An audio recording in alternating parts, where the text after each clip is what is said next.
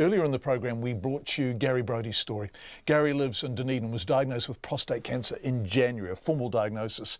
After no sign of a surgery date for what was deemed an urgent operation, Gary paid $37,000 out of his retirement savings to go private because he could no longer stand what he described as a death sentence hanging over his head while he waited months for surgery in the public system. Gary is just one of at least 11 men who've waited longer than the 31-day ministry target for urgent surgery. One man waited 191 days, as revealed on Checkpoint last night. Grant Cameron is a Christchurch-based lawyer experienced in class action cases.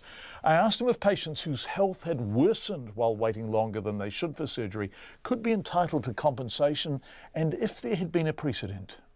The Human Rights Review Tribunal has been developing, shall we say, its own case law, and so there is some track record now there for some sort of awards to be made.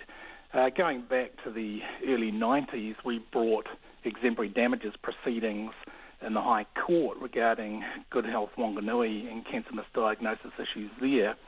It was a case where there was a breakdown largely through the acts and omissions of one individual, and various women had been diagnosed or misdiagnosed as having cancer and then underwent operations which were later found not to have been necessary at all because they didn't in fact have cancer.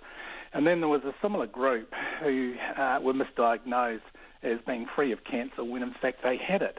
And so there were some pretty serious repercussions. Now, there were about 30 women involved.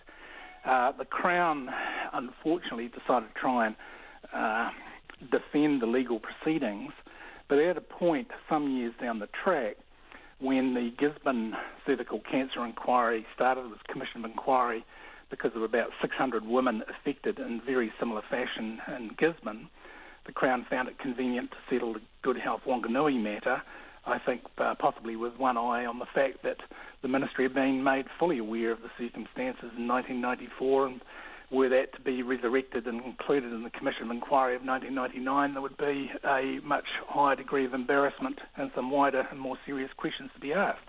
So taking recourse through the courts is difficult. A class action might be possible, but that would require quite a detailed factual and legal investigation. And I think my sense of it at the moment is that the complaints to the Health and Disabilities Commission, if properly framed, may result in referral onto the Human Rights Review Tribunal. Even if the Disability Commissioner declines to do that, there is the ability then to take a personal complaint to the Human Rights Commission or the Review Tribunal. And that's where you can start looking at compensation potentially.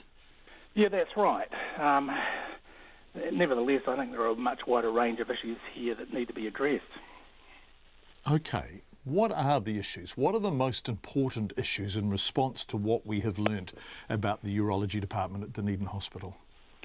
Well, I think victims of these sorts of incidents or disasters, if you will, really are looking at prevention. I mean, it's one thing to be a victim of a breakdown in some sort of process, but we need to prevent this. So the only way to do that is to have full transparency as to what took place, all the facts out in the open, and then sensible decisions can be made so effectively it doesn't happen again. However, there's always a reluctance on the part of those who feel that they might have some sort of blame or fault attached to them to really put those facts out in the open. And that is perhaps a natural reaction of human nature in some cases, and it's something that's got to be overcome because you really do have to get to the bottom of it. The other issue which we often find with these things is that people really want something in the nature of an apology, or failing that, at least an official recognition that they failed to follow best practice in the circumstances. From what I've read about the situation, it seems that the DHB may well be around about that point at this stage.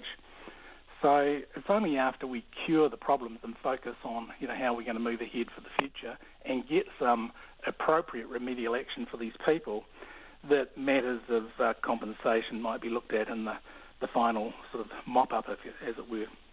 If somebody approached you with history of taking class actions and taking such cases, would you look at this?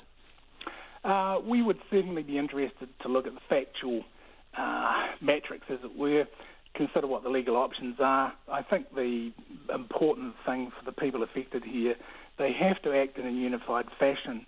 And indeed, they may get a lot further more quickly, almost as a lobby group, than they will by threatening pursuit of legal rights against the Crown, etc.